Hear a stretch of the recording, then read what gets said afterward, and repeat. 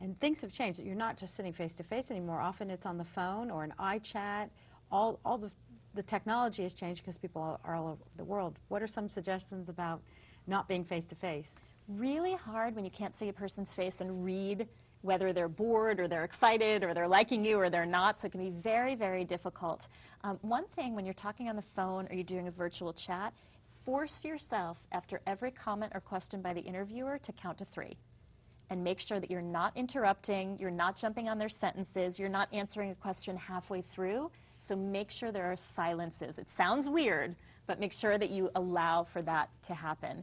The next thing is to really answer the question exactly as it's asked. When you can't have that body language and that eye contact like we have now, it's awkward. And so you want to make sure that if you don't understand a question, you say, can you repeat that or phrase it in a different way? I want to make sure that I give you the exact answer you want, because you're only going to be able to rely on the words.